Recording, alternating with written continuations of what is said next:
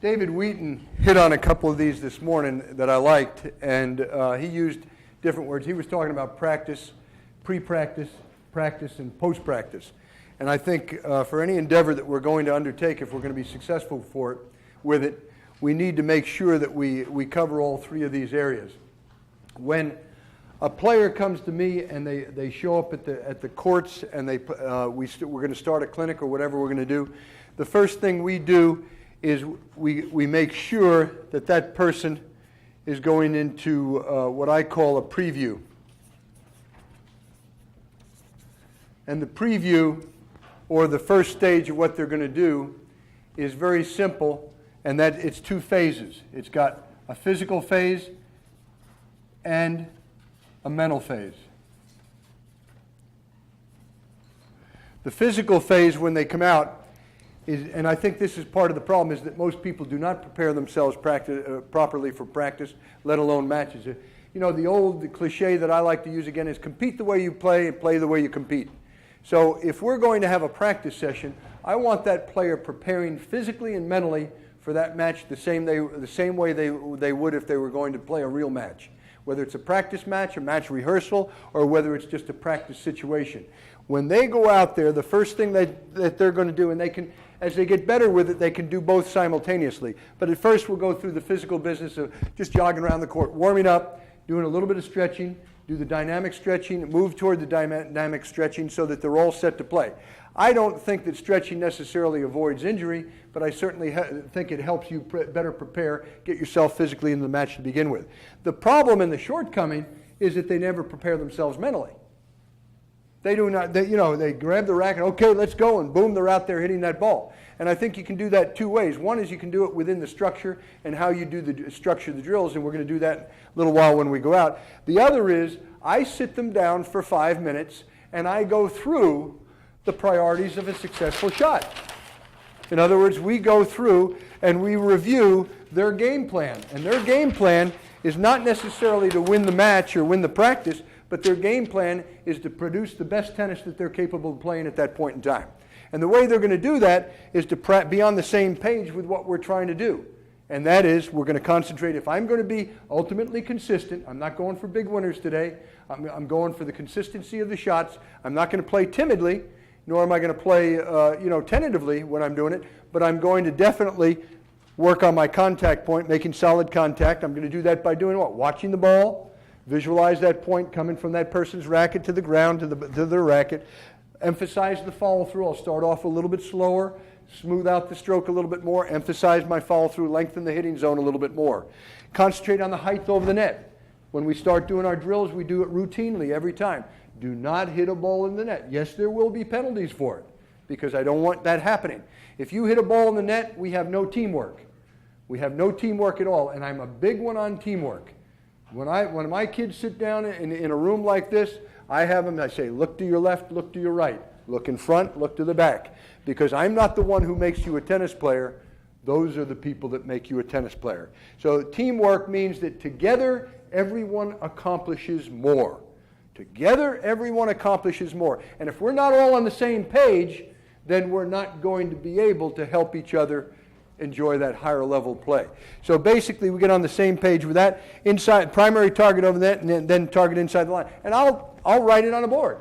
I'll draw a chord out there, and I'll say, these are your target points. We'll have the target set up on the court.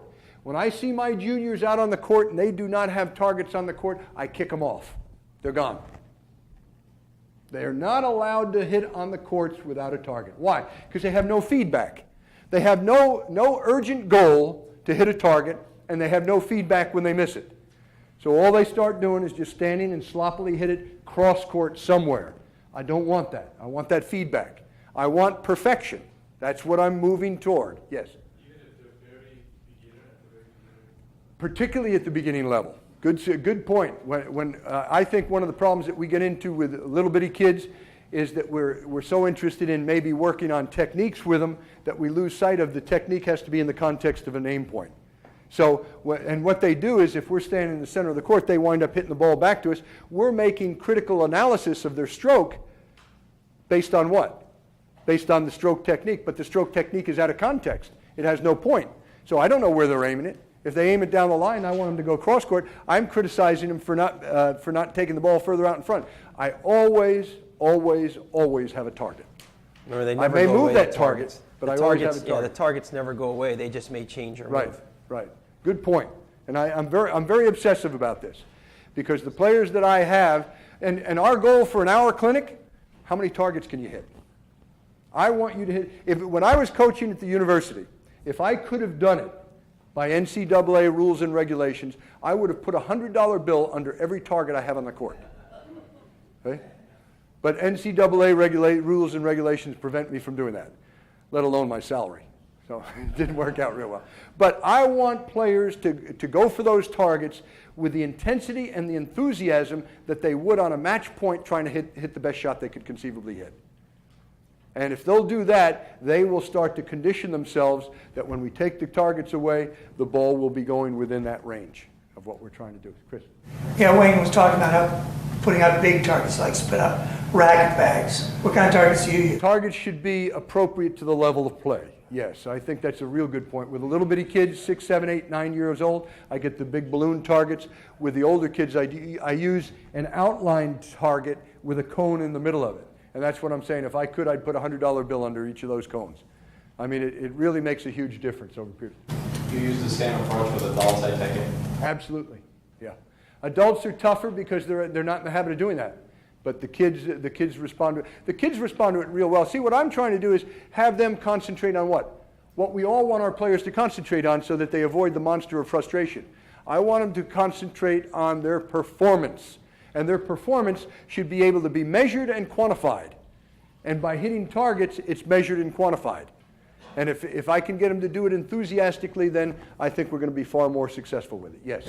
So Bill, when they walk in Richland Country Club, you have two ladies that will walk in, and they immediately know, what are we going to? They go down, they grab some targets, they walk on the court, they set them up, and then If they don't, they get chastised by me.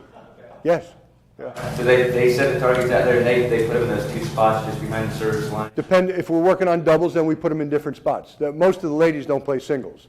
But in doubles, we have specific spots that we put them in as well. Yeah, definitely. As a matter of fact, when I do the clinics, we do the targets there. And it's made a huge difference.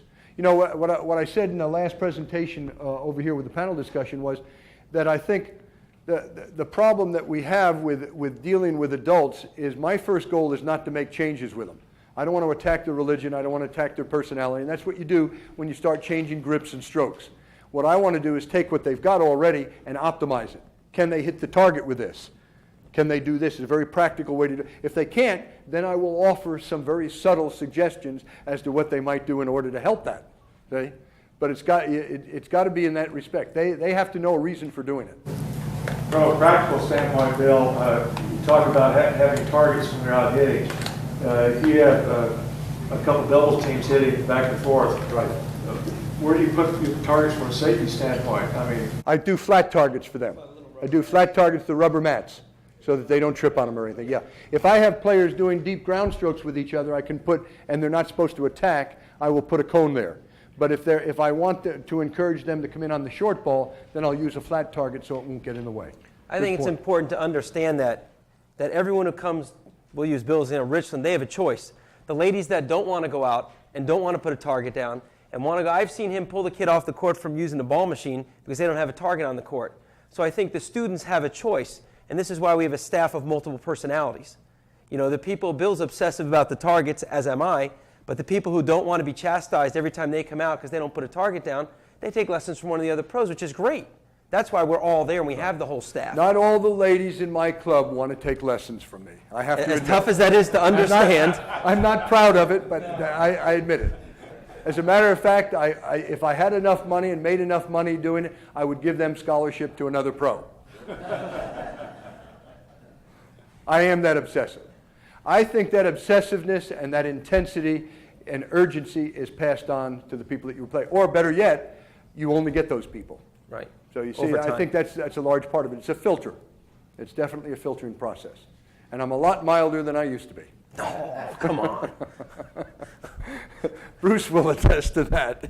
Okay. Yeah. Sure. How do you bridge from the drill where they have the target here that they visually can see and the practice match where they become more practice, the approach, the aspect That's tough. See, that's the challenge. It's a mental skill. Well, let me answer. Yeah. Remember what we're talking about, targets. This is a mental skill, not a physical skill. Hitting the forehand is a physical skill. That I pull the racket back, I bend the knees, I step in, I anchor step, I lift, whatever. It's physical. Aiming for a target or having the thought of a target, if I hang a balloon above the net and I hit cross courts, you know, when we used to do it originally, we used to use an umpire chair. Or Bill used to walk across the court and you really hit it high because if you hit the ball anywhere near him, you ran for the rest of the day. So you talk about motivation. So if the coach is standing in the middle of the court, this is a mental skill to constantly remind you. Remember how we make the habit. We put a thought with an action. We do it over and over again, and then it becomes a habit. If we do it under pressure, because we play under pressure, that's how the habit forms. There's no shortcut. There's no trick. But remember, this is a mental habit, not a physical habit. You know, the ability to visualize a target that's not there, you know, and not to go into it long and hard, but another book you should pick up and read is called Zen and the Art of Archery. And you read a little bit about the Zen archers, and there are no targets, but they'll split an arrow. You know, and the methodologies that they use, and I think these are some of the things you go through. These are mental habits, mental skills that you can develop. And the people, I've been teaching some ladies, because I teach a lot more. I don't have a big junior development program. I teach some kids, but I teach a lot of ladies. I've been teaching some ladies for 4 years, 3 times a week. We'll be in the middle of something, they'll hit a ball wide. I'll say, did you aim for the target? Oh, I forgot. I mean, so this isn't easy. But this is just a constant reminder, put a thought with an action again and again and again and again. And if you make rewards for them, you know, I give them 1% off every target they hit during practice. That's 1%. Lady hits 20 targets at practice. She comes in the pro shot. She's got 20% off. She's going shopping. You know, and if that's the motivator that I can use for it, if they're juniors, every time they hit a target, they get a ticket. 4 tickets gets you something. It gets you a candy bar, it gets you a lollipop, it gets you a soda. 4 tickets will get you something. You want to see kids become obsessive about hitting targets, give them something they want. Then all of a sudden you take it away, they don't even realize that they're in the habit of hitting the ball 6 feet over the net, 'cause that's where the balloon used to fly. And again, this is generic. Right. It's generic, and this is why I like it. In other words, I can take any students that I haven't worked with before and have an effect on them, at least some positive effect, because basically I'm not going to ask them to change their stroke. They have the stroke. What they've never had is an aim point. And I'm a great believer that the only difference between people that can hit the ball within 3 feet of the line and the people who can't, who just constantly hit it short, is setting the goal and working toward it time after time after time. I also spend a lot of time and a lot of money on videotapes. I videotape ladies, I videotape the juniors. I ask the parents of juniors to videotape for me, bring the film back if I can't go to the tournament. And that's what I do my analysis from. Then when I sit down with them, we both go through that, and we do not judge that person's performance by whether they won or lost, but we judge it very strictly by whether or not they went for the targets, they went for the appropriate targets, and whether they were making the unforced errors, the things that they have under control. Remember, consistency to me is critically important because it's the only thing that you have under control. I don't have the capability necessarily of hitting winners, and I don't have any control over the other person within a certain range, but I do have control over my unforced errors. That's a mental decision that I make, whether I'm going to take a risk, whether I'm not going to take a risk. So I'm responsible for the kids' worst days on earth. They take credit for their good days. I take credit for the bad days. So if they don't win on bad days, we better know why. And it's usually because I haven't given enough margin and so forth. How important do you think it is to train players to objectively evaluate their shot-making targets as opposed to subjectively? Incredibly difficult. Incredibly. Without film, it's impossible. Without film, it's impossible. Because I put targets out and then they miss and they say to themselves, bad shot. No, I go a step further. In other words, that's the focal point. My objective is for them to cluster. If they're clustered around the target and they're within 2 to 3 feet, then they have cut down their unforced errors. See? And then once they have clustered within, if you're working with them on a regular basis, once they have clustered within 2 to 3 feet of that target, now we can move the target. And I do progressively move that target. It's also been amazing how if they say, I missed the target by 3 feet to the left and 2 feet short, that you can see that compensation almost exactly the same distance on the other side of the mountain. Very much so, with an overcorrection. Definitely. It's interesting to work with people's potential. Remember what I said earlier, I wrote the word concentration up here, and that's what I'm trying to teach people to do is concentrate. The problem with most people when they play tennis at a lower level is they've never learned targets. They've never learned I have 4, 5, 6-year-old kids that the games we play are 5. We want to hit 5 volleys back and forth with a sponge ball. We always quantify. We always equate. And they have a goal. I'm going for 5 shots. If I make the 5 points, 5 shots, I get a sticker or I get a prize. Then we go to 10, and we increase the consistency and the accuracy factors. Again, I do not, and I do work on topspin and underspin and other strokes as well. But basically speaking, I don't care if they hit it over with the butt end of the racket. Makes no difference to me if they do it. Because winning doesn't come from how you hit the ball. I want to repeat that. Winning has no relationship to how well you hit the ball. Winning has to do with where you put the ball and when you put it there. You look at any match, competitive match against lower level players or the highest level players, and the person who puts the ball to the right spot at the right time is the person who wins. Now, whether they do it with topspin, a continental grip, a western grip, that's style. That's style. They want to wear their hair long, they can wear their hair long. They want to wear blue shorts, they wear blue shorts. Just as long as they cover up the parts that they're supposed to cover up. That's the functional part of it. So this is what we're looking at, is basically taking them to the mental stage of the game. And the mental stage, as I said earlier, is emotional control and tactical control. And what we're doing with this preview and the last part that we'll do out on the court, which is the corrective methodology, is we are working on mental health. We are trying to keep our students healthy by positively approaching the errors that they make and go through the corrections that they need to in order to make the shot the next time. So the second stage after the preview stage, and we've physically stretched out and we've mentally stretched by creating our game plan, is we move toward the execution.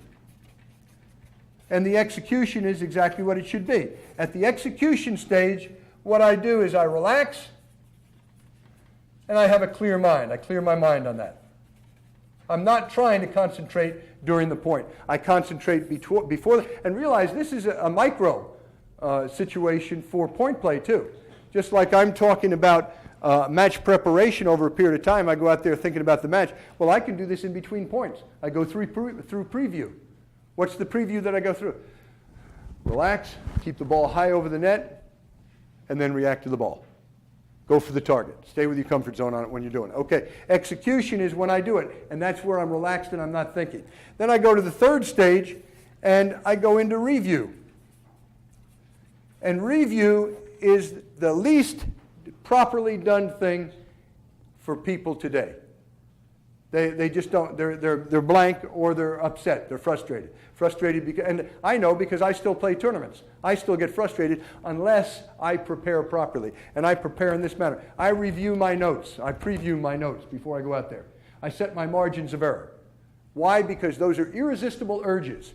To hit the ball hard, to hit the ball low, to hit the ball close to the lines. Why? Because that zinger is so exhilarating. It's an irresistible urge. It's like a moth flying close to the flame. Keeps flying, then all of a sudden its wings get singed. And the same thing happens to people out on the court. So I have to constantly be disciplining myself to avoid that situation. Every time we practice, we're re-raising our margins of error. Because every time we play, we lower them unconsciously. Why? Because we do whatever we have to in order to win the match, which is okay. But then we got to get back on track. Review, critical. Review, again, becomes totally mental, and it is definitely going through the corrective methodology. And if you'll look at that sheet, I'm not going to write it up here. Bruce has got it there. The sheet with the physical habits on one side, relaxation, and then the corrective methodology, which goes for preparation, execution, and review. Preparation, execution, and review. In this case, I called it preview. But to me, this is the crux of the whole matter. This is what it all comes down to. So what I train my players to do is the first thing that they do when a point ends. The first thing they do when the point ends is they go through a progressive relaxation technique. It can be deep breathing. It can be shrugging the shoulders. It can be something you don't even see. It can be shaking the arm loose because the tension sets up in the back of the neck, the upper shoulders, and behind the legs. Or I can be moving in this direction. or I can be bending, I can be doing the stuff. But I'm going to relax. Why? Because if I don't relax, I will cut off that deductive reasoning process again. Instead of going through the 4 Ps and verbalizing and then visualizing the correction, I will get tense, I will get upset, I will get angry, and that will accumulate more strongly than carbon monoxide poisoning. It will kill you by the end of the match. I always use the analogy that every time a person makes an unforced error, which we're accustomed to doing, it would be like picking up about a 12-ounce smooth rock that is very comfortable to feel, and it's warm. And you put it in your pocket. It's comfortable, it's warm, but we don't really want it. We have no need for it. But you bend down, you pick it up, and you put it in your pocket. You get through the first set, you got 24 stones in your pocket. You can't even move.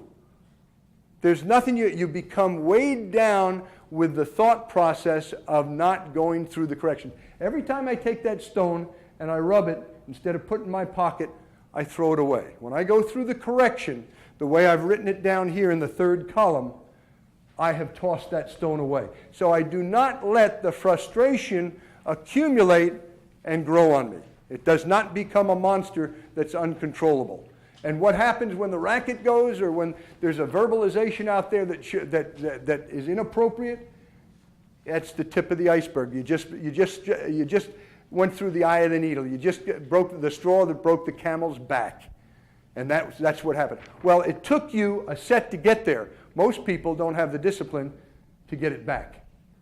The top players do. The top players know that they're going to play bad points. They accept that fact, but they have a systematic way to get back on track. That's all this is, a systematic way to deal with it. If I go through it and I know what my priorities of a successful shot are, I know the margins of error that are needed to make that happen, and I execute the point, as soon as I make an unforced error, the first thing I do in taking that rock out of my pocket is I ask myself a question. And the question is, did I make solid contact? And I do this without any change of the words, and I do it religiously. I do it every single time. And I answer that question. See, the problem is most of the people have the answers, but they don't have the right questions. So I'm asking the right question. Did I make solid contact with the ball? Why do I ask that? Because nothing else matters if I didn't make solid contact with the ball. The ball's not going to go where I want it to go. And I know when I did that wrong. Why? Because the ball shakes in my hand. The racket shakes in my hand. I hear thunk instead of ping. All those things. Oh, my grip is wet. Well, the grip is wet, but basically you didn't hit the ball in the center of the racket. So I go back then, and what do? I relate to the ones on the same line. Watch the ball, emphasize the follow-through. Watch the ball, emphasize the follow-through. What have I done? I've solved the problem. And I review that. I may visualize it. In that 20 to 25 seconds that I'm moving back or I'm looking at my strings, I'm going through that thought process. I'm staying positive. I'm not getting upset by the error, and I'm correcting the problem. The more you do this time after time, methodically and systematically, the magic begins. And you know what the magic is? You start to form the mental habit of going through that process. And you no longer have to do it consciously. How long does it take? 12 months. That's why people don't do it. How long does it take to form a habit with a stroke where you have control? 12, 18 months? Yeah. Same thing with the unforced errors. So you see, the wonderful part about this practice now is I can't lose. I don't have a bad practice. I just have a practice. And either I exercise the stroke and the consistency and the accuracy in actual experience, or I don't. I make an unforced error. But if I make the unforced error, I go through the visualization, the verbalization, the visualization process. I correct the problem, and now I'm ready to move on. So by the end of the match, I have solved this problem repeatedly, so I'm either avoiding the situation by going to another tactic, or I at least have made the adjustments that I need to as the match has progressed. I feel good about myself. I feel positive. I'm not frustrated. I feel healthy. Does it guarantee that you're going to win? Absolutely not. But that was my objective. My objective was to be consistent, to reduce or eliminate my unforced errors. Understand what my objective was. It was not to win. If I do that well enough and I am a good enough athlete, I probably will have the bonus of winning as well. But I'm not concentrating on the result, I'm concentrating on the process. I'm concentrating on my performance. And my performance now is equally, or maybe even more so, weighed toward the mental aspect of concentration than it was focused on the physical part. Physical part's the fun part. I get out here and hit. But I have to program. You know, in every other sport, you know, I played football at a college level. I love it. Great sport. And some of the guys aren't real bright, but some of them are all right. Most of them are psychopathic. I mean, they got a real aggressive tendency. There's no doubt about that. But the interesting part about it is they're bright enough to huddle up after every play. They huddle up. You think they're huddling up to pat each other on the butt? No. What are we going to do now? Offensively and defensively. That shows a lot of smarts. Well, what we're doing in the in-between points is we're not taking advantage of that huddle time. And I think it's important that we huddle up, because that huddle will depend on the play that we call and the performance that we're able to do that next play. If we don't do it, we're committing suicide. I'm telling you. Left, right, and over. Now, let's go just one more step on this one. First question I asked myself is, did I make solid contact with the ball? If the answer was no, I go back to my 2 margins of error: watch the ball, emphasize the follow-through. 2 things I can do. Now, immediately. Okay? Erase it, then go forward. Number 2, so I've re-edited the bad tape. That's what I'm looking to do. I don't want the bad tape to stay up there because I will move toward that bad recording. I re-edit the tape, put in there what I want, and now I'm all set. Second answer. If I said yes, I did hit the ball solidly, then I'm going to miss the ball 1 of 2 places, into the net or over the net. If the ball went into the net, what do I concentrate on? Height over the net. Aim point over the net. And please remember this, because this is where the kids will make a mistake. Notice that I'm picking my words very carefully. I'm saying aim the ball 3 feet over the net. Aim it. Aim the ball to the secondary target in the court. Aim it there. If you hit it, great, but aim it there. You're not successful whether you hit it or you don't hit it. You're successful if you aim it there. I'm creating that margin again so that I don't miss it. So rather than saying don't hit the ball wide, don't hit the ball in the net, I'm saying, okay, I'm going to aim it up here, and I'm going to miss that net again. I may miss it long. If I miss the ball long, then I go to the next question. I got the ball over the net, it went long, what do? Add spin, hit it softer, go for my secondary targets. Now, with those 2 questions and those simplistic logical answers, you have covered every contingency that you can make in an unforced error. 2 questions, 4 answers. Every situation. Now, the advantage to that is I can repeat that over and over and over again. If I will repeat it verbally and literally over and over and over and over again, it will become a subconscious habit, and that will be the thought process that motivates me for the next point. Now, here's one of the fun parts about it is, here's where review becomes preview for the next point. When I go through the review, I've diagnosed the problem. When I define the problem, I've got it half solved. Then I offer the solution, and that acts as my preview to ongoing.